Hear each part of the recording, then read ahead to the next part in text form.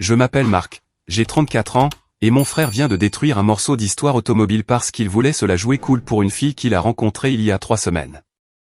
Avant de vous parler de la ruine financière qui vient de frapper ma mère comme un train de marchandises, dites-moi d'où vous regardez dans les commentaires. Pour comprendre pourquoi je n'ai pas crié, pleuré ou donné un coup de poing quand j'ai vu l'épave, vous devez comprendre les voitures, et vous devez comprendre la famille. C'était jeudi matin, 2 jours avant le mariage de ma sœur Olivia. L'air était vif, ce genre de fraîcheur spécifique qu'on trouve fin septembre en Nouvelle-Angleterre. Je me tenais dans le garage détaché du domaine que mon père, Robert, avait loué pour le week-end du mariage. Ce n'était pas juste une maison. C'était un vaste manoir côtier avec une allée qui semblait avoir été conçue pour des publicités de voitures. J'avais de la graisse sous les ongles bien que je les ai frottés 2 fois. Je faisais une dernière vérification sur ma propre voiture, une Ford Mustang Fastback de 1967. J'avais passé les 5 dernières années à la restaurer. Ce n'était pas une construction par chèque. J'ai fait la soudure, le ponçage, la reconstruction du moteur. Chaque boulon sur cette voiture avait ma sueur dessus. C'était ma fierté et ma joie. Peinte d'un bleu nuit profond qui semblait noir jusqu'à ce que le soleil le frappe. J'étais en train d'essuyer le pare-choc chromé quand j'ai entendu le grondement. Ce n'était pas le rugissement rauque d'un muscle américain comme ma Mustang. C'était différent. Un ronronnement mécanique serré. L'ingénierie de précision allemande. Je suis sorti du garage juste au moment où un camion à plateau remontait la longue allée de gravier. Mon père se tenait là, les bras croisés, portant un costume bleu marine sur mesure qui coûtait probablement plus cher que mes 3 premières voitures réunies. Papa et maman étaient divorcés depuis 15 ans. C'était une séparation désordonnée impliquant des batailles pour la garde, une pension alimentaire et beaucoup de disputes hurlées pour savoir qui avait la maison du lac. Papa a reconstruit sa vie et sa fortune avec un empire de la construction. Il était strict, précis et n'avait aucune tolérance pour les excuses. Maman, eh bien, nous en viendrons à maman. Marc. Papa m'a fait un signe de tête. Il ne souriait pas souvent, mais ses yeux se plissaient au coin. C'était sa version d'un câlin. C'est là. Le chauffeur a abaissé la rampe et elle était là, une Porsche 356 Speedster de 1958. C'était à couper le souffle. Peinture blanc ivoire qui ressemblait à de la crème liquide. Intérieur en cuir rouge. Les courbes de cette voiture étaient emblématiques. Le genre de design qui fait ressembler les voitures modernes à des appareils électroménagers en colère. Ce n'était pas une réplique. C'était la vraie affaire. Une véritable survivante vintage. Elle est magnifique. Papa, ai-je dit, ma voix baissant d'une octave respectueuse. C'est une location, a dit papa, sa voix coupante. Pour Olivia. Elle voulait quitter la cérémonie dans quelque chose de classique. J'ai fait jouer beaucoup de relations pour obtenir ce modèle spécifique. C'est de la flotte spécialisée d'un collectionneur privé. J'ai marché autour, terrifié à l'idée même de respirer dessus. Sais-tu à combien elle se négocie en ce moment? Une vraie speedster? Selon les numéros de moteur, tu regardes $250 000 facile. Papa a hoché la tête. 250 000 $ est la valeur assurée sur le contrat. Ce qui m'amène aux règles. Il s'est tourné vers moi, le visage sérieux. J'ai signé le contrat de location personnellement. La police d'assurance est incroyablement spécifique. C'est une police commerciale avec une clause de conducteur stricte. Je suis le seul conducteur autorisé. Je peux la conduire à l'église et je peux la ramener pour les photos de sortie avec Olivia et son mari. Je la conduis jusqu'au bout de l'allée. Il monte pour la photo et c'est tout. Pas de virée, pas de course sur autoroute. Compris, ai-je dit. Je suis sérieux, Marc. Il m'a regardé droit dans les yeux. Si quelqu'un d'autre est au volant et l'égratigne, l'assurance est nulle. Nous sommes responsables de la valeur totale. J'ai besoin que tu gardes un œil dessus. J'ai des réunions avec les traiteurs et ta mère est. Il s'est tu en regardant vers la maison principale où la voiture de maman venait d'arriver. Ta mère cause déjà des maux de tête. Ma mère Patricia a émergé de sa Lexus. Elle portait une robe à fleurs qui était un peu trop voyante pour l'heure matinale et elle semblait prête à se battre.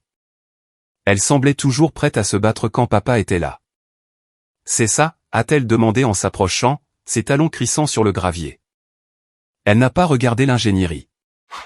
Elle a regardé le symbole de statut. C'est petit. Es-tu sûr que la robe d'Olivia rentrera dans cette petite chose? Robert, c'est une classique, Patricia. Ce n'est pas un monospace, a dit papa, sa patience s'amenuisant déjà. Maman a levé les yeux au ciel et m'a regardé. Marc, pourquoi es-tu couvert de graisse? Les invités vont arriver pour le dîner de bienvenue ce soir. Tu ressembles au personnel de maison. Je détaillais la Mustang, maman, ai-je dit en essuyant mes mains sur un chiffon. Je voulais qu'elle soit belle pour le cortège. Oh, cette vieille chose bruyante, elle a agité une main avec dédain. Je ne sais pas pourquoi tu insistes pour conduire cette voiture bruyante. Caleb vient avec sa nouvelle petite amie. Sophia, c'est une influenceuse, tu sais, très en vue. Nous devons faire bonne impression. Caleb, mon jeune frère, l'enfant doré. Si j'étais le personnel, Caleb était le prince. Il avait 25 ans, beau d'une manière générique, et n'avait jamais gardé un emploi plus de 6 mois. Il avait des idées et des startups qui nécessitaient toujours un financement de maman. Alors que j'utilisais mon salaire de l'atelier de restauration pour construire ma vie, Caleb brûlait son fonds universitaire en voyage à Tulum et en basket de créateur. Est-ce que Caleb amène une voiture? Ai-je demandé en connaissant déjà la réponse. Sa BMW est au garage, a dit maman rapidement. Trop rapidement. Problème de transmission. Il se fait emmener par un ami, mais il aura besoin d'un véhicule pour le week-end. Je lui ai dit que tu l'aiderais. Mon estomac s'est serré. Maman, ma berline est en ville. Je n'ai apporté que la Mustang. Eh bien, il ne peut pas conduire une voiture de location, Marc. Ça fait bon marché. Sophia vient d'une famille riche. De l'argent réel. Elle a lancé un regard noir à papa. Il a besoin de lui montrer qu'il s'intègre dans ce monde. Il peut louer une voiture comme un adulte, a dit papa en coupant la parole. Ou il peut prendre un Uber. Tu as toujours été radin, Robert. Maman a craqué. Ce n'est pas parce que tu as de l'argent que tu as un cœur. C'est ton fils. Il a 25 ans, Patricia. Il n'en a pas 12. Papa s'est tourné vers moi. Voici les clés de la Porsche. Il m'a tendu une seule clé argentée lourde sur un porte-clés en cuir. Elle semblait simple, mais elle semblait lourde de responsabilité. Mets-les dans le coffre-fort de mon bureau, a ordonné papa. Le code est un 958. Ne les donne à personne. Pas au valet, pas à Olivia, et certainement pas à ton frère. Compris? Compris, ai-je dit. J'ai regardé papa s'éloigner vers la maison pour s'occuper des fleuristes. Maman s'est attardée près de la Porsche, passant une main le long de la porte. C'est vraiment une belle voiture, a-t-elle murmuré. Caleb serait si beau là-dedans. Maman, ai-je dit, ma voix tranchante. N'y pense même pas, papa ne plaisantait pas. L'assurance est strictement pour lui. Si Caleb touche à cette voiture, c'est un désastre financier qui attend d'arriver. Elle a retiré sa main comme si elle s'était brûlée. Détends-toi, Marc. Tu prends tout tellement au sérieux. Tu tiens ça de ton père. Pas de joie, juste des règles. Elle est partie en trombe vers la maison.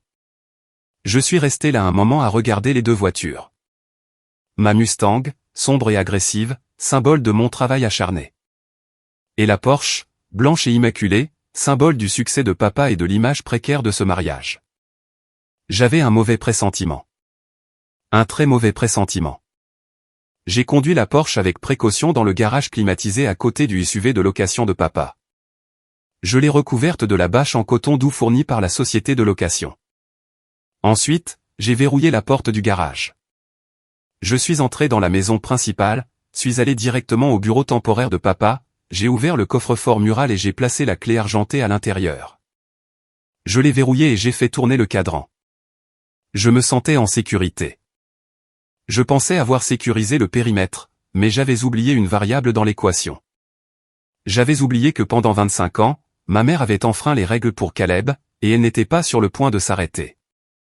Maintenant, la tension dans la maison était assez épaisse pour s'étouffer. Pendant que les traiteurs installaient le dîner de répétition, je me suis retiré dans le chalet d'amis que je partageais avec mon ami et partenaire commercial, Nathan. Nathan resserrait sa cravate dans le miroir. tu as l'air d'attendre qu'une bombe explose, Marc. Caleb arrive, ai-je dit en me versant un verre bien tassé. Et maman est déjà en mode projet impressionner Sophia. Ah. Nathan a hoché la tête. Il connaissait l'histoire. Cache ton portefeuille. Cache tes clés. Ce n'était pas une blague. C'était une stratégie de survie développée sur 2 décennies. En grandissant, la dynamique était claire. J'étais le frère aîné, le responsable, celui qui devait comprendre. Caleb était le bébé, le sensible, celui qui avait besoin d'aide. Je me suis souvenu de l'été de mes 16 ans. J'avais passé 2 ans à tondre des pelouses et à travailler dans un restaurant local pour économiser $1500. J'ai acheté une Honda Civic déglinguée. Elle était moche, tachée de rouille et sentait le chien mouillé, mais elle était à moi. J'ai payé l'assurance, l'essence, les vidanges. 2 semaines après l'avoir achetée, je suis rentré de l'école pour trouver l'allée vide. Maman était dans la cuisine, coupant nonchalamment des légumes. Où est ma voiture, avais-je demandé, la panique montant dans ma poitrine. Oh, Caleb a raté le bus, a-t-elle dit sans lever les yeux. Je lui ai donné le double des clés. Il est juste allé à l'entraînement de football. Maman, il n'a pas de permis. Il a un permis d'apprenti. Il ne peut pas conduire seul. Il connaît les routes. Marc, ne sois pas si dramatique. Il avait besoin d'y aller. Caleb a ramené la voiture 3 heures plus tard. Le pare-choc avant pendait, traînant sur l'asphalte. Il avait heurté un trottoir en évitant un écureuil. J'étais furieux.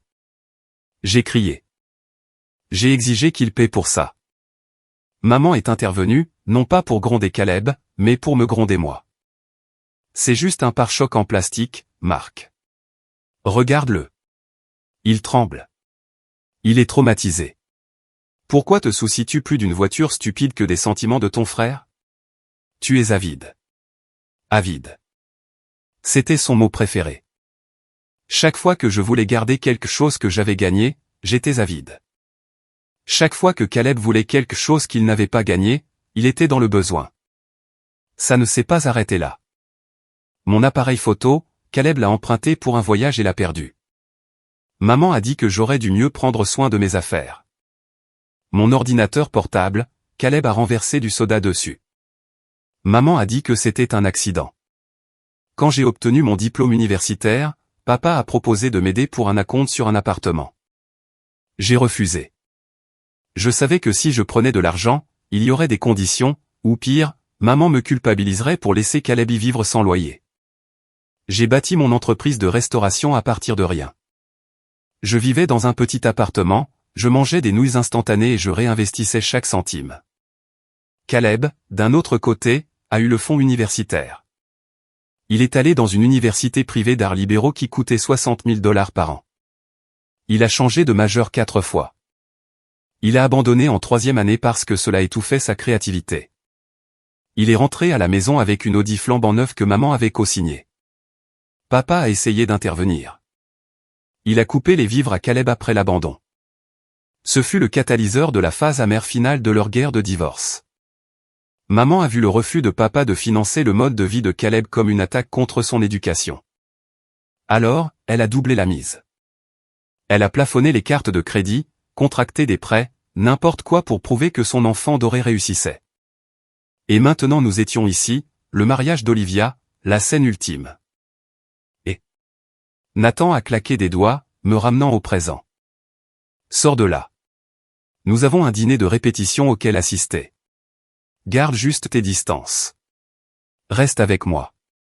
On parlera de clés dynamométriques et de géométrie de suspension s'il s'approche de nous. Nous avons marché jusqu'à la maison principale. Le soleil se couchait, jetant une lueur dorée sur le domaine. C'était parfait comme sur une photo. Tente blanche, guirlande lumineuse, serveur passant du champagne. Puis un bruit de cliquetis fort a brisé l'ambiance. Un taxi s'est arrêté. Pas un Uber Black, mais un taxi local déglingué avec un pot d'échappement qui sonnait comme une mitraillette. Caleb est sorti. Il avait l'air cher. Il portait un costume trop serré, des mocassins sans chaussettes et des lunettes de soleil malgré le crépuscule.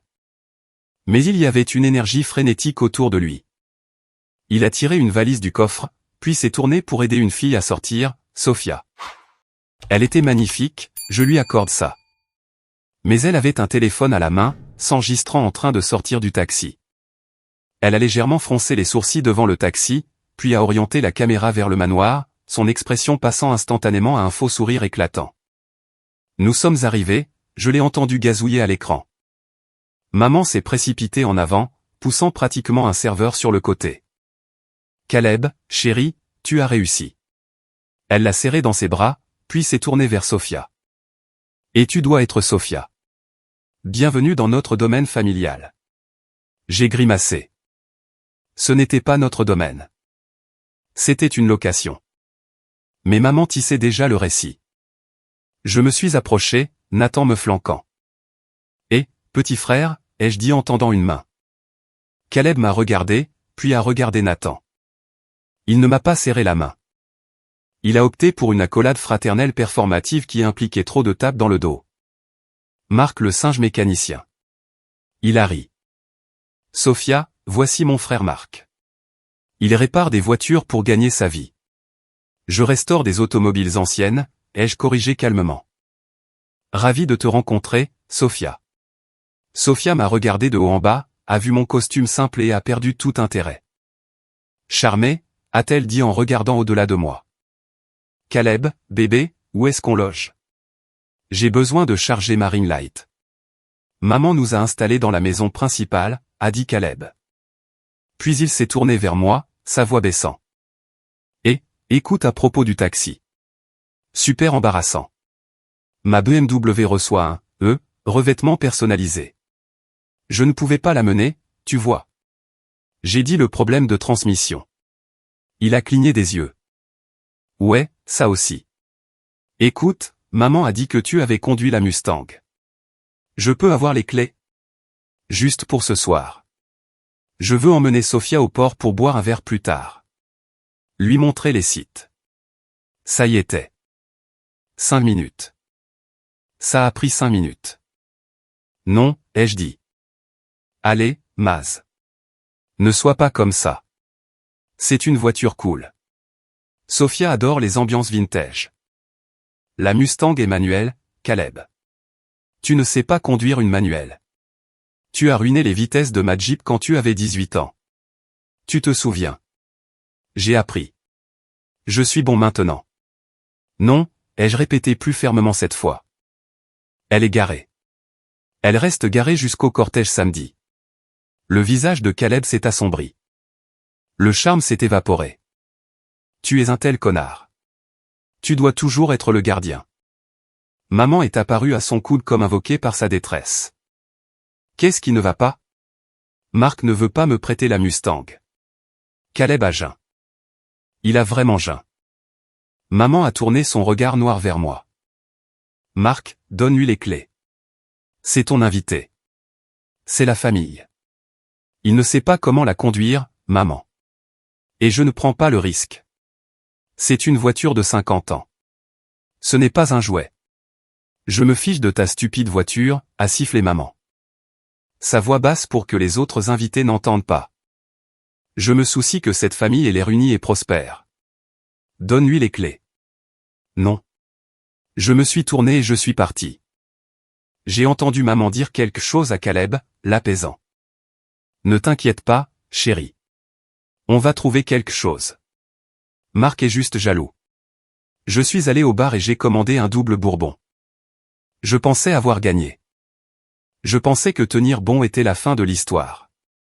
J'étais naïf. J'avais sous-estimé jusqu'où maman irait pour maintenir l'illusion en vie. Le dîner de répétition était un flou de sourires forcés et de verres qui s'entrechoquent. Papa était assis à un bout de la longue table, maman à l'autre. La distance entre eux ressemblait à une zone démilitarisée. Olivia avait l'air heureuse mais stressée, ses yeux naviguant constamment entre ses parents. J'étais assis près de papa. Nous avons parlé affaires, marché, de tout sauf du drame qui se déroulait à l'autre bout de la table.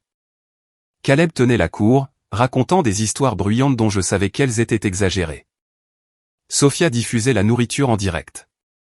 Vers 21h, les choses ont commencé à se calmer. Papa s'est levé. Je vais me coucher. Grand jour demain. Marc, vérifie le périmètre avant d'aller au chalet. Je le ferai, papa. Papa est allé dans son bureau pour passer quelques appels avant de se coucher. Je suis resté pour finir mon verre et dire bonne nuit à Olivia.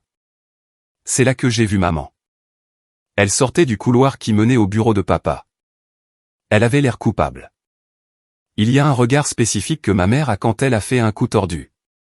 Ses épaules étaient voûtées et elle marchait vite. Quand elle m'a vu, elle s'est redressée et a collé un sourire sur son visage. « Tu vas au lit, maman ?» ai-je demandé. « Oui, épuisée. Ça a été une longue journée. » Elle serrait son sac à main contre son flanc. « Bonne nuit, Marc. » Elle s'est dépêchée de passer devant moi vers l'escalier qui menait aux suites d'invités. J'ai froncé les sourcils. Quelque chose clochait. J'ai regardé vers le bureau. La porte était légèrement entr'ouverte. Je me suis approché et je l'ai poussée. Papa n'était pas là. Il avait dû monter dans sa chambre par l'escalier arrière. La pièce semblait normale. Le bureau était rangé. J'ai regardé le coffre-fort mural. Il était fermé. « Tu es paranoïaque, Marc, me suis-je dit. Elle était probablement juste allée là-bas pour chercher un stylo ou pour fouiner dans ses papiers. Je suis sorti. L'air nocturne était salé et frais. J'ai marché vers les garages. J'ai vérifié le verrou du garage abritant ma Mustang, sécurisé. Puis j'ai marché vers le garage principal, celui abritant le SUV de location et la Porsche. Le voyant du clavier clignotait en vert. Mon cœur s'est arrêté. J'ai tapé le code et la lourde porte s'est enroulée. Le SUV était là. La Porsche avait disparu. L'espace où la Speedster blanche avait trôné était vide. La bâche en coton était froissée sur le sol en un tas comme une robe jetée. Non, ai-je chuchoté. Non. J'ai sprinté vers la maison. J'ai monté les escaliers 4 à 4. J'ai martelé la porte de Caleb. Pas de réponse. J'ai essayé la poignée. Verrouillée. J'ai couru vers la chambre de maman. Je n'ai pas frappé. J'ai fait irruption. Maman était assise à sa coiffeuse, enlevant son maquillage. Elle a sursauté, laissant tomber un coton. « Marc, qu'est-ce qui te prend ? Où est-il » ai-je exigé, ma voix tremblant de rage. « Où est Caleb ? » Il est sorti, a-t-elle dit calmement, se retournant vers le miroir. Lui et Sophia voulaient voir la côte au clair de lune. « Avec quelle voiture, maman ? Avec quelle voiture ? » Elle a soupiré, tamponnant son visage. « J'ai résolu le problème, Marc. Puisque tu étais si égoïste avec ta Mustang, j'ai trouvé les doubles des clés de ton autre voiture. La blanche. » La pièce a tourné. « Mon autre voiture ? Maman, je n'ai pas de voiture blanche. Ne sois pas idiot. Je l'ai vue dans le garage. La petite décapotable. J'ai trouvé la clé dans le bureau de ton père sur le bureau. Il a dû la laisser traîner. Maman, ai-je dit, ma voix tombant à un murmure. Ce n'est pas ma voiture. Quoi ? Elle a fait une pause. Ce n'est pas ma voiture. C'est la location. La Porsche Speedster de 1958. Celle que papa a louée pour le mariage. Elle a agité une main. Oh, peu importe. C'est une voiture. Elle a l'air vieille, tout comme la tienne. Quelle est la différence ? La différence, ai-je étouffé, c'est que la police d'assurance stipule spécifiquement que seul papa peut la conduire. Si quelqu'un d'autre la conduit, la couverture est nulle. Zéro. Nada. Maman s'est arrêtée. Elle s'est retournée lentement. Qu'est-ce que tu veux dire ? Je veux dire que cette voiture vaut $250 000, maman. Et tu viens de laisser Caleb, qui a un historique de conduite imprudente, la prendre pour une virée. Tu exagères, a-t-elle raillé, mais sa voix a vacillé. C'est une location. Les locations ont une assurance. Pas quand tu violes le contrat. Papa m'a dit de mettre la clé dans le coffre. Comment l'as-tu eu ? Le coffre était ouvert. Elle a menti. Je savais qu'elle mentait. Elle avait probablement regardé papa taper le code plus tôt ou l'avait deviné. Papa utilisait des années de naissance. 1958 était l'année de la voiture, mais aussi l'année de naissance de son architecte préféré. Maman connaissait ses codes. Appelle-le, ai-je ordonné. Appelle Caleb tout de suite et dis-lui de ramener la voiture. Dis-lui de conduire à 8 km/h. Je ne peux pas, a-t-elle dit en regardant son téléphone. Il a dit qu'il éteignait son téléphone. Il voulait une soirée romantique. J'ai sorti mon téléphone. J'ai appelé Caleb directement sur la messagerie vocale. J'ai appelé Nathan. Prends le camion. Retrouve-moi devant. Caleb a volé la Porsche. Il a quoi? Prends juste le camion. J'ai couru vers la chambre de papa. Je devais le réveiller. Je devais lui dire, mais j'ai hésité à la porte. Si je lui disais maintenant, l'explosion détruirait le mariage avant même qu'il ne commence. Trouve la voiture d'abord, ai-je pensé. Ramène-la. Prie pour qu'il n'y ait pas une égratignure dessus. Ensuite, dis-le à papa. J'ai couru dehors. Nathan arrivait dans son pick-up. J'ai sauté dedans. Par où, a demandé Nathan. La route côtière. J'ai dit qu'il voulait frimer. Il irait aux falaises. Nous sommes sortis de l'allée en trombe. L'horloge du tableau de bord indiquait 22h15. À quel point c'est grave, a demandé Nathan en s'insérant sur l'autoroute. C'est une Speedster de 1958, Nat. Frein à tambour, pas de direction assistée, moteur arrière. C'est une voiture délicate à conduire si tu ne sais pas ce que tu fais. Caleb conduit comme s'il était dans un jeu vidéo. Nous avons conduit pendant 20 minutes. Je scannais la route à la recherche de ses phares distincts. Chaque fois qu'une voiture passait, mes muscles se tendaient. Peut-être qu'il fait juste une balade, a dit Nathan. Peut-être qu'il se gare et s'embrasse. Caleb ne fait pas de balade. Il performe. Mon téléphone a vibré. Ce n'était pas Caleb. C'était un texto d'un numéro que je ne reconnaissais pas. Puis une photo s'est chargée. Mon estomac est tombé par terre. C'était un selfie. Sophia faisant le signe de la paix. Cheveux au vent. En arrière-plan, Caleb était au volant, souriant comme un maniaque. Le compteur de vitesse était visible dans le coin du cadre. Il indiquait 85 000 par heure, 136 km/h. Il fait du 136, ai-je dit, ma voix morte. Dans une voiture de 60 ans avec une technologie de suspension de l'administration Eisenhower. Où est-ce que ça a été pris, a demandé Nathan. J'ai zoomé. C'est le tournant du phare à environ 8 km d'ici. Accroche-toi, a dit Nathan en appuyant sur l'accélérateur. Nous avons contourné le virage près du phare. 3 minutes plus tard, nous avons vu les traces de dérapage en premier. De longues traînées noires de caoutchouc qui allaient de travers sur la voie centrale. Puis nous avons vu la glissière de sécurité brisée. Et puis en bas du talus reposant contre un chêne massif. Nous l'avons vu, ou ce qu'il en restait. La Porsche blanche était froissée.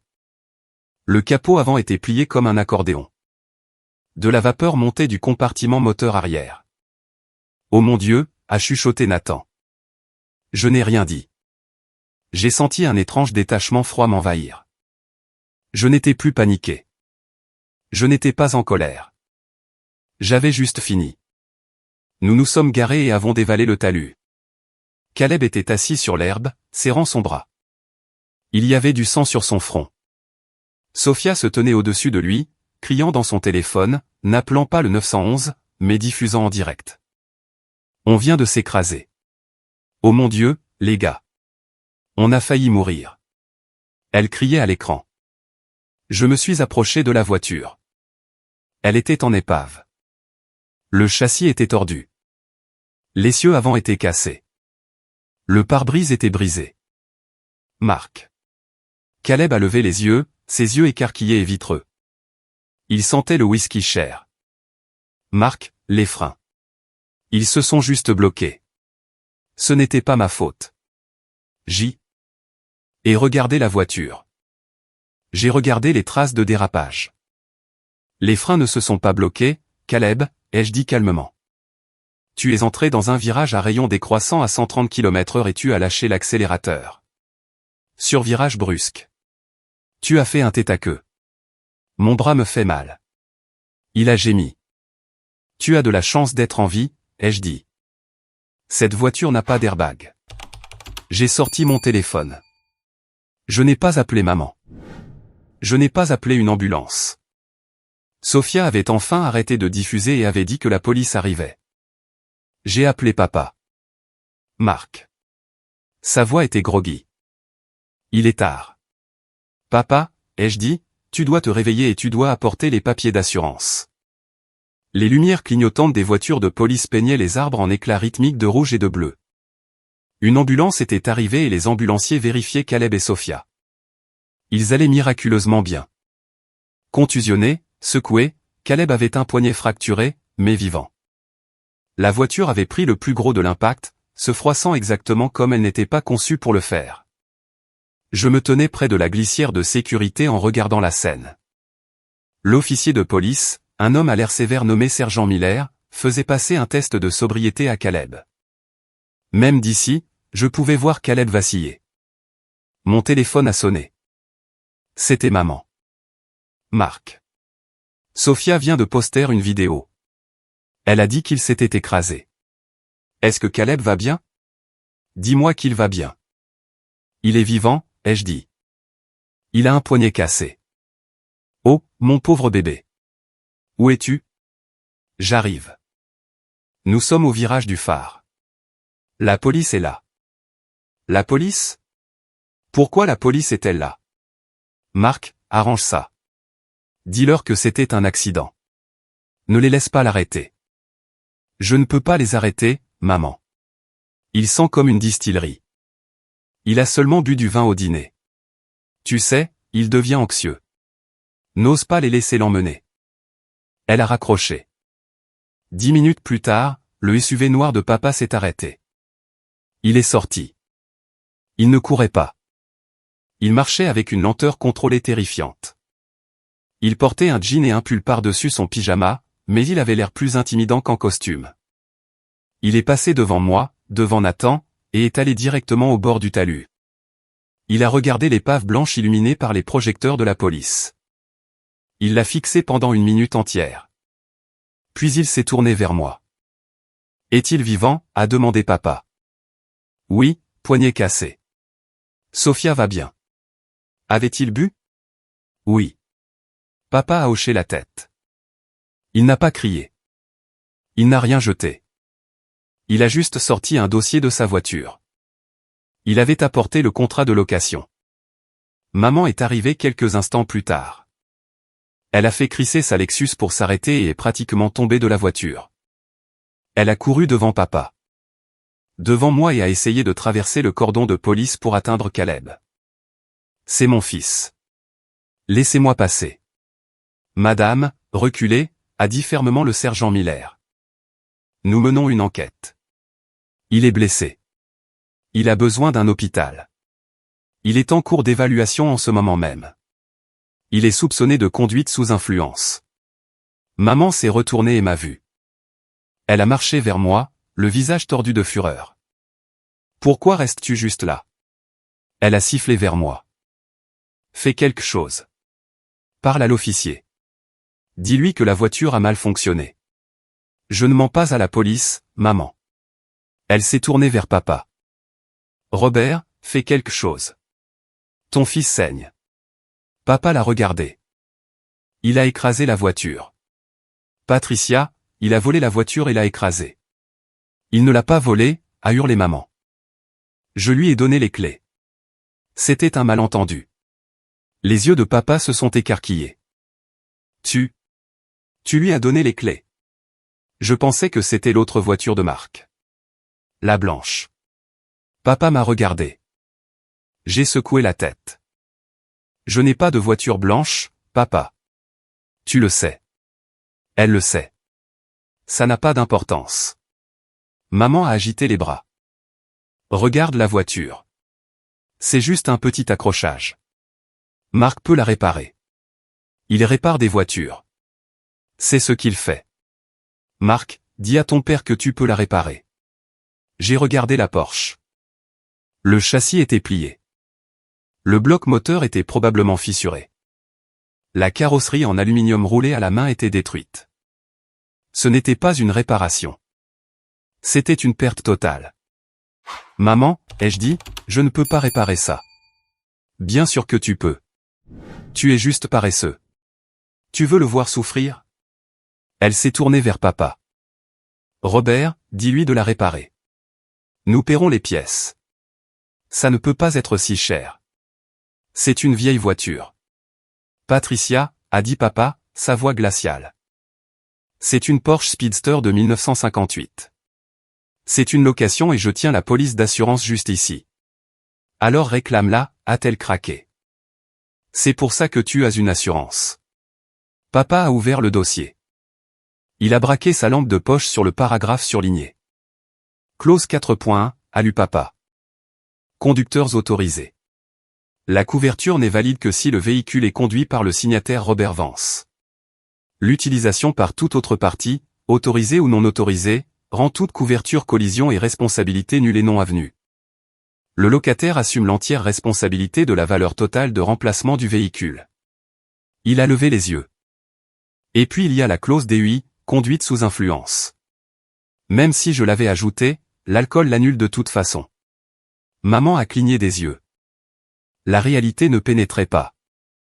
Alors, qu'est-ce que ça veut dire? Ça veut dire, ai-je dit en m'avançant, que la compagnie d'assurance ne paie pas un centime.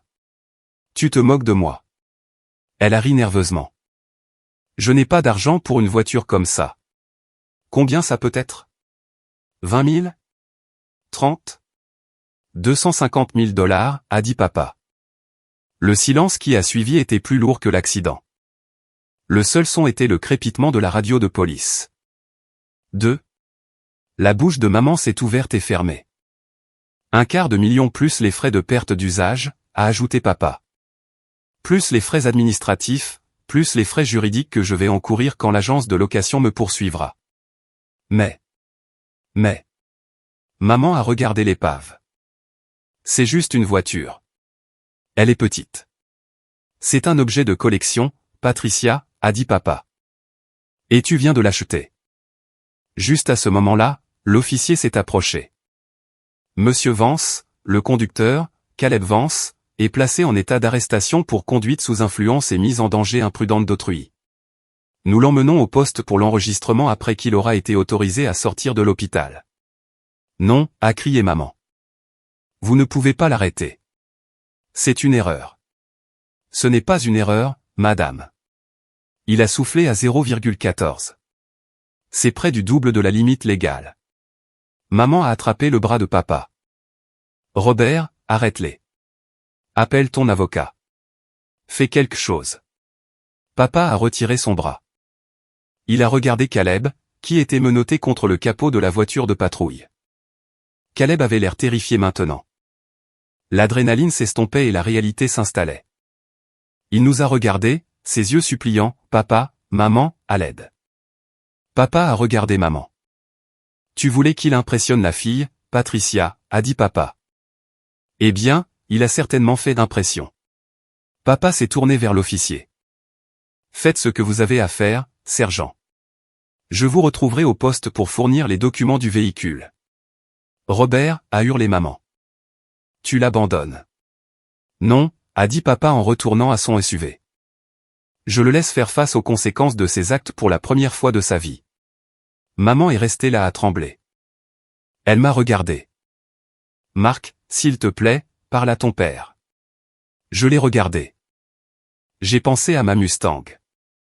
J'ai pensé à ma première voiture avec un pare-choc cassé. J'ai pensé au fonds universitaire. Je ne peux pas réparer ça, maman, ai-je dit. Je ne suis que le mécanicien. Je me suis tourné et j'ai marché vers le camion de Nathan. Le lendemain matin, le soleil s'est levé sur le domaine comme si de rien n'était. Les oiseaux chantaient.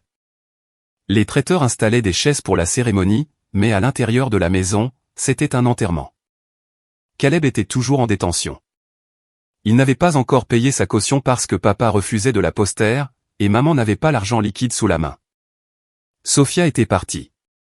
Elle a appelé un Uber depuis l'hôpital et a posté une mise à jour de statut déchirante sur l'énergie toxique avant de bloquer Caleb sur toutes les plateformes. J'étais assis dans la cuisine en buvant du café noir. Papa est entré. Il était habillé dans son costume, prêt pour le mariage. Il avait l'air fatigué mais résolu. L'agence est prévenue, ai-je demandé. Oui, a dit papa en se versant une tasse. Ils sont mécontents. Ils envoient un représentant pour évaluer les dégâts, mais je leur ai déjà viré le montant total pour couvrir le remplacement.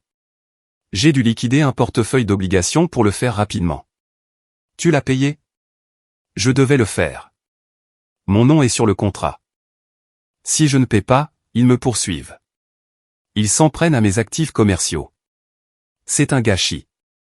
Alors, Caleb s'en tire. J'ai senti la vieille colère monter à nouveau. Non, a dit papa. Il a posé sa tasse. Le bruit de la céramique sur le granit était net. Pas cette fois. Maman est entrée dans la cuisine. Elle avait l'air de ne pas avoir dormi. Ses yeux étaient rouges, ses cheveux en désordre. Robert, a-t-elle dit, sa voix rauque. J'ai besoin de 5 000 $ pour la caution. Et nous avons besoin d'un avocat de la défense pénale. Un bon. Je ne paie pas pour un avocat, Patricia, a dit papa. Et je ne paie pas la caution. C'est ton fils. Elle a claqué sa main sur la table. Il a fait une erreur. Il a commis un crime, a dit papa. Et il a détruit un actif d'1/4 million de dollars. L'assurance, a-t-elle commencé? Il n'y a pas d'assurance, a rugi papa. C'était la première fois que je l'entendais élever la voix depuis des années. Parce que tu as volé la clé et que tu l'as donnée à un conducteur ivre. L'assurance est nulle. Eh bien, tu es riche, a hurlé maman en retour. Tu peux te le permettre. Pourquoi me punis-tu? Papa a plongé la main dans sa mallette et a sorti un document. C'était un bloc-notes légal avec son écriture dessus. J'ai payé l'agence de location ce matin, a dit papa. 258 000 $ frais inclus. Maman a laissé échapper un soupir de soulagement. Tu vois, je savais que tu gérerais ça. Merci, Robert. Je savais que tu ne nous laisserais pas tomber. J'ai géré l'agence, a dit papa. Maintenant je te gère toi. Il a fait glisser le papier sur la table. Qu'est-ce que c'est, a-t-elle demandé. C'est une reconnaissance de dette, a dit papa. Et un avis d'intention de placer un privilège sur ta maison. Maman s'est figée. Ma maison? Tu possèdes la maison sur le lac en pleine propriété, a dit papa. Elle est évaluée à environ 450 000 $. Tu vas signer un document reconnaissant une dette envers moi de 258 000 $. Tu vendras la maison pour me rembourser ou je te poursuivrai pour vol, négligence et dommages. Et puisque tu as admis à l'officier de police hier soir que tu lui as donné les clés, c'est une affaire classée d'avance. Tu poursuivrais la mère de tes enfants, a chuchoté maman. Tu m'as volé, Patricia. Tu es allé dans mon coffre-fort, tu as pris une clé et tu as facilité la destruction de biens qui étaient sous ma garde. Tu as risqué la vie de notre fils pour frimer. Je ne savais pas que c'était cette voiture. Je pensais que c'était celle de Marc. Papa m'a regardé. Et ça, ai-je dit en prenant la parole, c'est pourquoi je ne me sens pas mal, maman. Tu pensais que c'était ma voiture. Tu pensais que tu volais ma voiture, risquant ma propriété pour laisser Caleb jouer au grand seigneur. Tu te fichais que ma voiture soit détruite. Tu ne te soucies que maintenant parce que le prix est trop élevé pour toi. Maman a regardé entre nous. Elle avait l'air piégée. Je ne peux pas vendre la maison. C'est tout ce que j'ai. Alors tu n'aurais pas dû la parier, a dit papa. Tu as deux choix. Signer la note, vendre la maison et me rembourser. Ou je dépose une plainte civile lundi. Et la police ajoute le grand larcin aux charges de Caleb parce qu'il a pris le véhicule sans le consentement du propriétaire. Si je te paie, la voix de maman tremblait. Aideras-tu Caleb avec l'avocat? Non, a dit papa. L'argent de la maison paie la voiture. Caleb est un adulte. Il peut utiliser un avocat commis d'office. Il doit apprendre que les actions ont des conséquences. Maman a éclaté en sanglots. Des sanglots laids et haletants. Tu nous ruines. Non, maman, ai-je dit. Le mariage a continué. Il le fallait. Olivia était dévastée quand elle a entendu, mais elle était aussi furieuse. Elle a interdit à maman de porter un toast. Elle a dit à papa de l'accompagner seul jusqu'à l'hôtel. Maman a passé tout le mariage assise au dernier rang portant des lunettes de soleil pour cacher ses yeux enflés. Elle n'a pas mangé. Elle n'a pas dansé. Caleb a passé le week-end à la prison du comté. Il a été mis en accusation le lundi matin. J'ai conduit la Mustang pour le cortège. Olivia et son mari étaient assis à l'arrière. Le grondement de ce V8 américain était la seule musique dont nous avions besoin.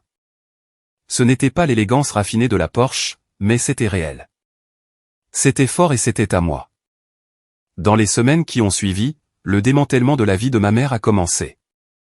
Elle a signé les papiers de papa. Elle n'avait pas le choix. Elle a mis la maison du lac sur le marché. Elle s'est vendue rapidement, mais le marché avait légèrement baissé. Après avoir remboursé papa et les frais de clôture, il lui restait environ 150 000 $. Cela semble beaucoup, mais pour une femme qui n'avait pas travaillé depuis 20 ans et avait des goûts dispendieux, c'était angoissant. Elle a dû emménager dans un appartement de 2 chambres. Caleb a plaidé coupable de DUI et de conduite imprudente. Parce que c'était sa première infraction, il a évité la prison, mais il a eu une probation, des travaux d'intérêt général et a perdu son permis pendant 1 an. Il avait aussi un casier judiciaire maintenant. Les startups se sont évaporées.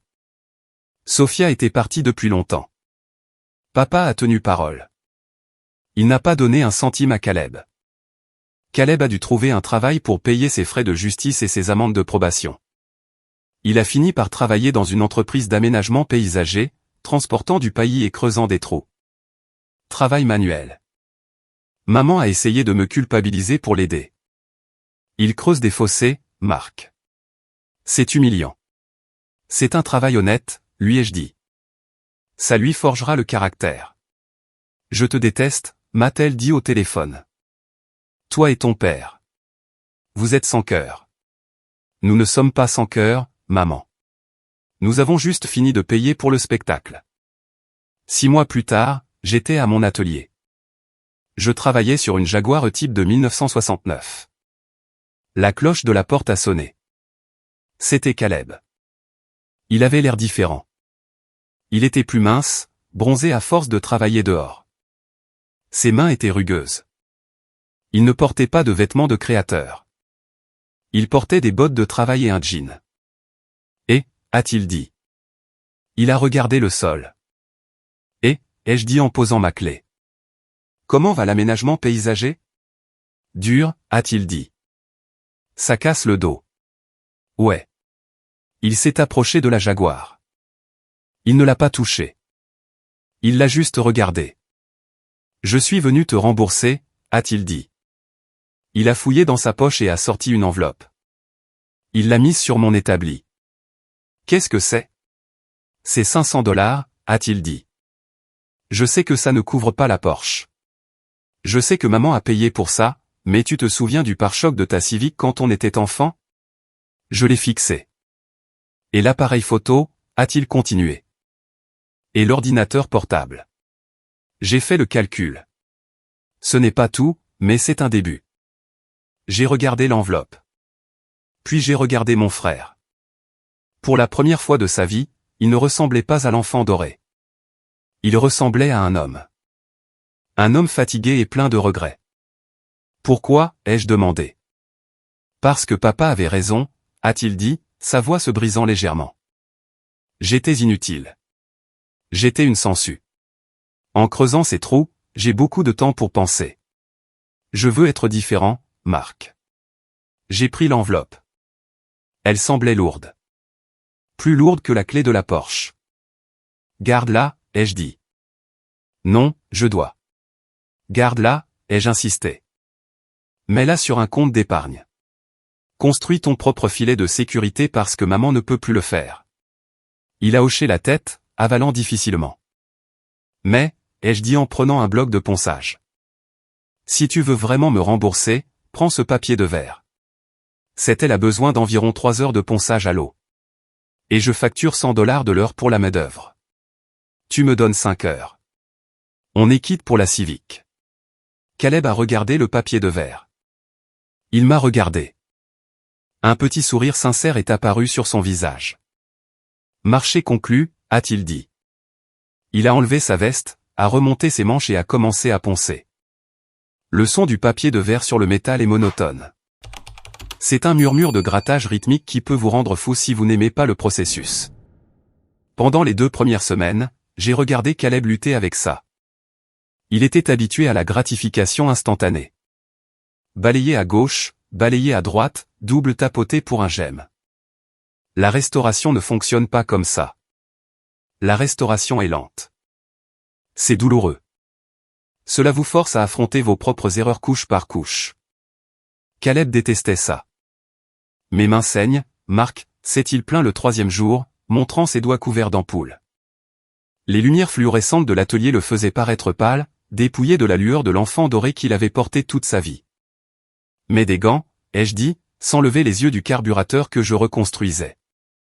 Je ne peux pas sentir le grain avec des gants, a-t-il répliqué. J'ai fait une pause. C'était quelque chose que je lui avais dit il y a des années, quand nous étions enfants et que j'essayais de lui apprendre à cirer la civique. Il s'en souvenait. Alors saigne, ai-je dit. Le sang s'en va au lavage. La rouille non. Il n'a pas abandonné. Ce fut la première surprise.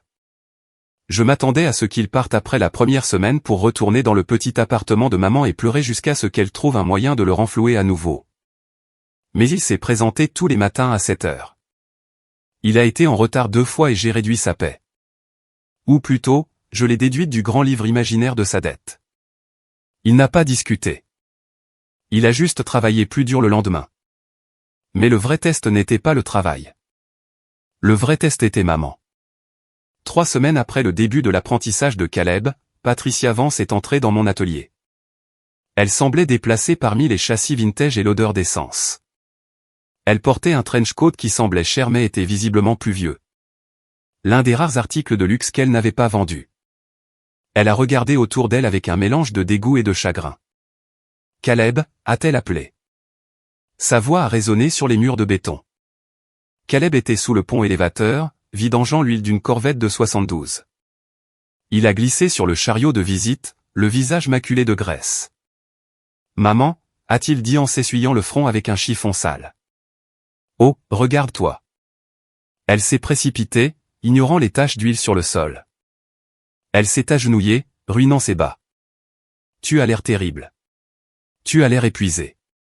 Ce n'est pas juste. »« Je travaille, maman » a dit Caleb en se levant. Il avait l'air mal à l'aise. « Ce n'est pas du travail. C'est de l'esclavage. » Elle s'est tournée vers moi, ses yeux brillants de ce feu familier. « Marc, comment peux-tu lui faire ça? C'est ton frère, pas ton serviteur. Il a un diplôme. Il a du talent. Il a un casier judiciaire et une dette, maman, ai-je dit calmement en m'essuyant les mains sur une serviette d'atelier. Et il apprend un métier. Il est en fait bon pour le détail s'il se concentre. Il ne devrait pas frotter des pneus. » Elle s'est retournée vers Caleb et lui a pris les mains. « Bébé, écoute-moi. J'ai trouvé un moyen. J'ai rencontré un homme, un investisseur. Il est intéressé par cette idée d'application que tu as eue l'année dernière.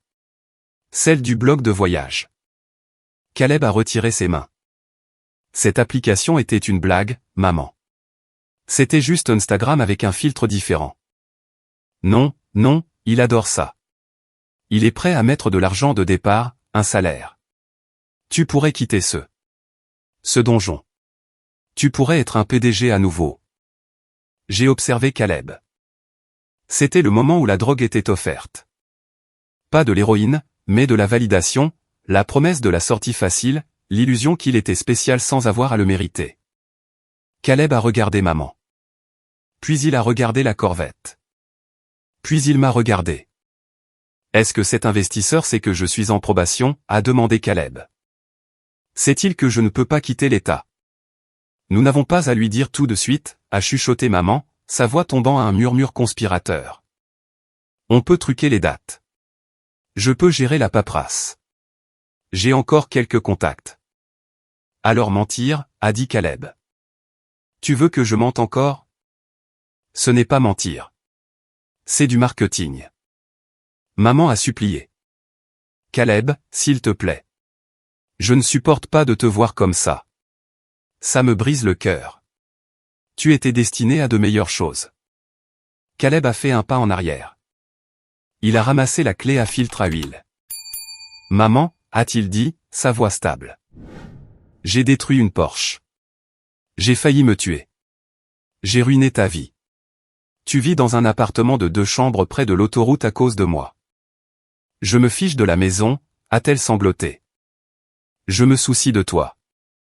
Si tu te souciais de moi, a dit Caleb, et cette fois, sa voix s'est brisée. Tu m'aurais laissé échouer il y a 10 ans. Tu m'aurais laissé rendre la Civic quand je l'ai cassée. Tu n'aurais pas co-signé l'Audi. Je te protégeais. Tu me paralysais, a-t-il dit. Le silence dans l'atelier était lourd. Le compresseur d'air s'est mis en marche dans le coin. Un rugissement soudain qui a fait sursauter maman. Mais Caleb n'a pas bronché. Je ne viens pas avec toi, maman. Je finis cette vidange et ensuite je vais poncer cette aile jusqu'à ce que mes doigts saignent à nouveau parce que pour la première fois de ma vie, je sais exactement ce que je vaux. Je vaux $10 de l'heure et je vais en gagner 11. Maman est restée là, stupéfaite. Elle m'a regardé, attendant que j'intervienne, que je sois le méchant pour qu'elle puisse être la sauveuse. Mais je me suis juste appuyé contre l'établi et j'ai croisé les bras. Rentre chez toi, maman, ai-je dit doucement. Elle a regardé Caleb une dernière fois, attendant qu'il change d'avis. Il lui a tourné le dos et est retourné sous le pont élévateur. Elle est partie.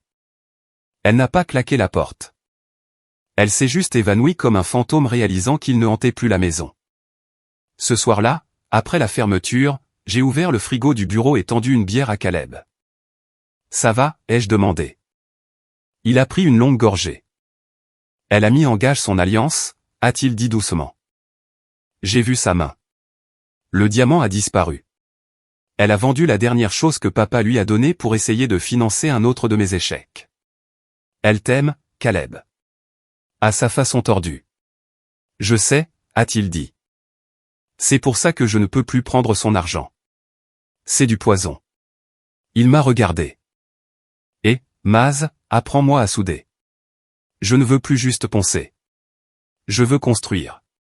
Nous sommes restés tard ce soir-là.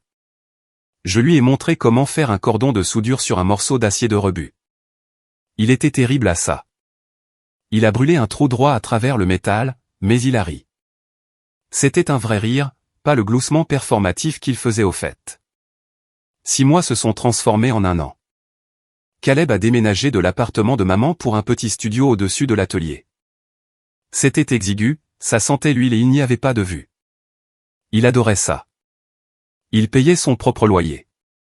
Papa passait occasionnellement. Il n'en faisait jamais tout un plat.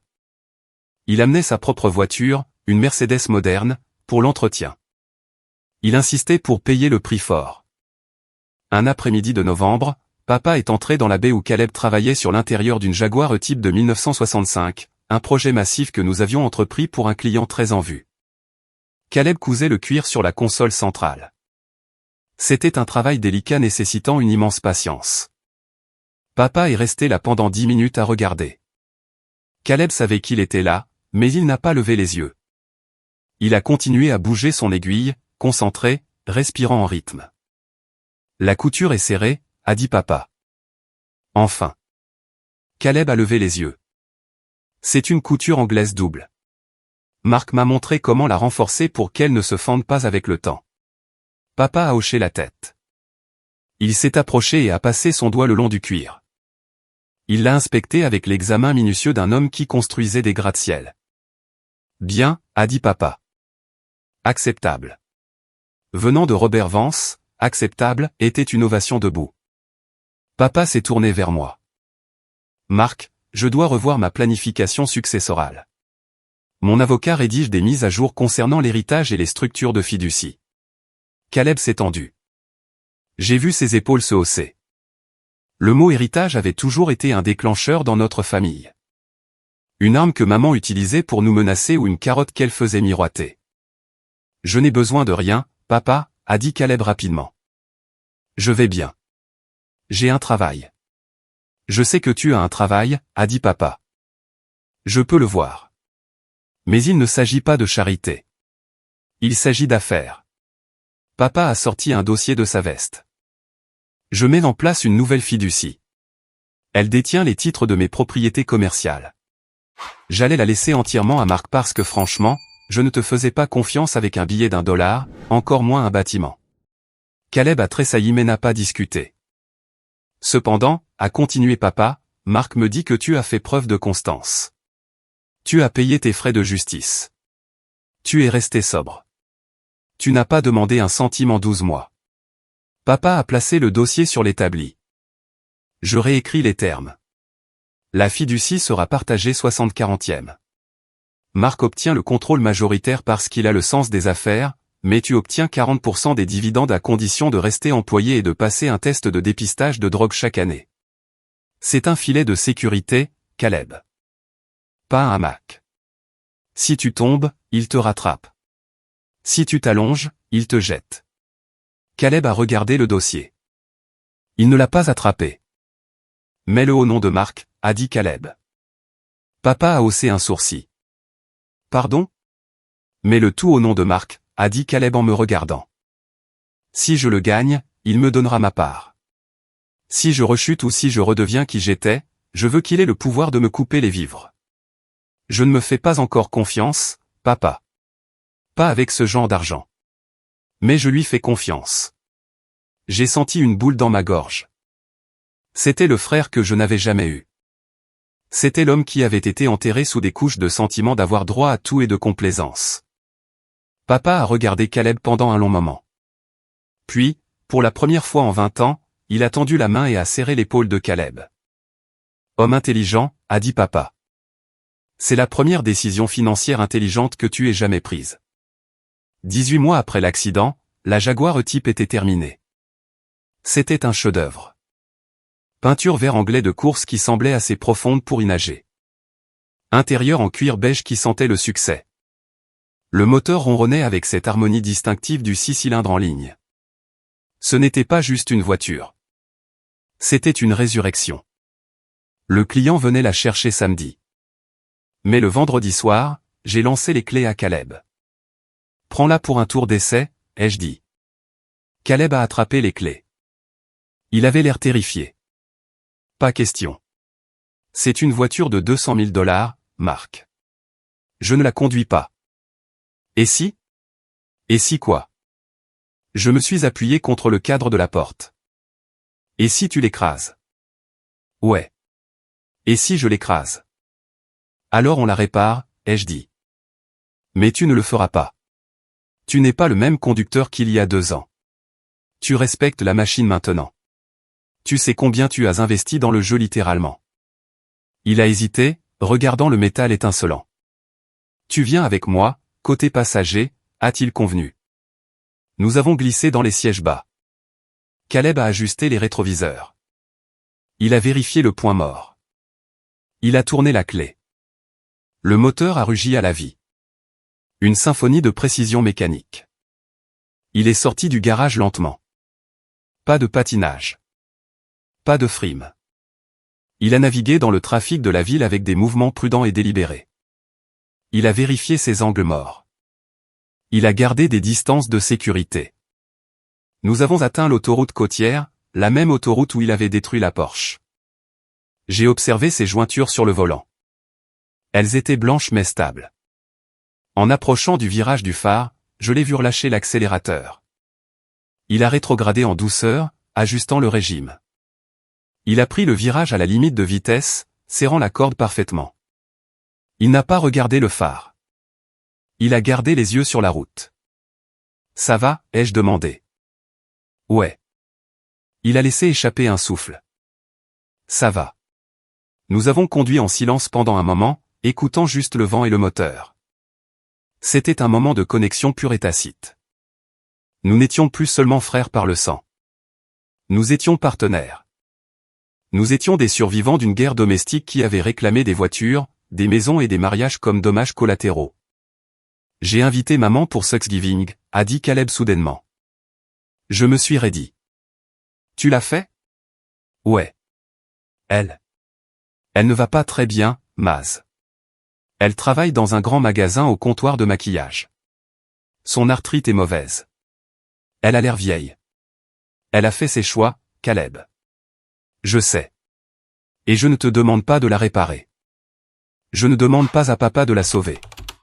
Je dis juste que c'est maman. Et je pense qu'elle a besoin de voir ça. Elle a besoin de voir qu'on a survécu à son aide. J'ai regardé par la fenêtre vers l'océan. Le soleil se couchait, peignant l'eau dans des tons de violet et d'orange. D'accord, ai-je dit. Mais si elle parle d'opportunités d'investissement, elle mange sur le porche. Caleb a ri.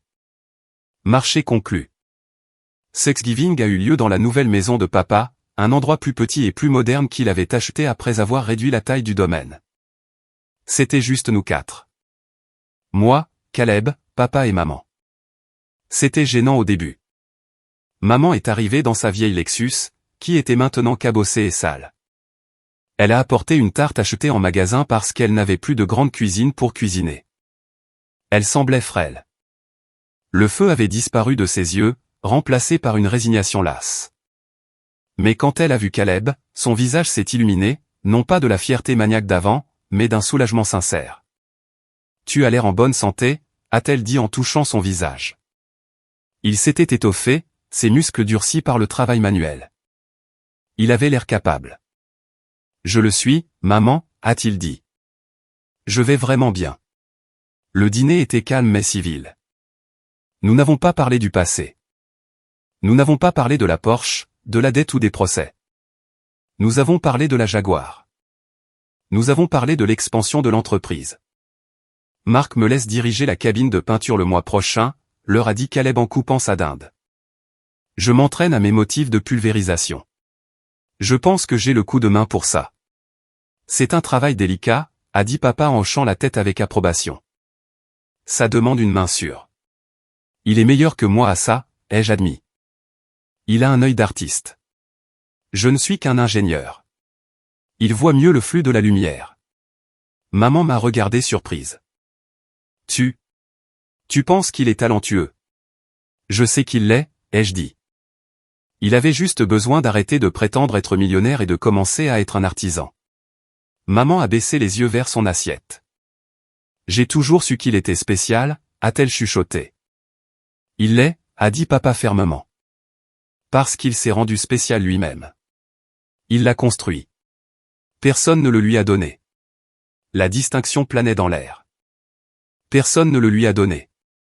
Après le dîner, nous sommes sortis dans l'allée pour dire au revoir. Maman s'est dirigée vers ma Mustang qui était garée à côté de la Mercedes de papa.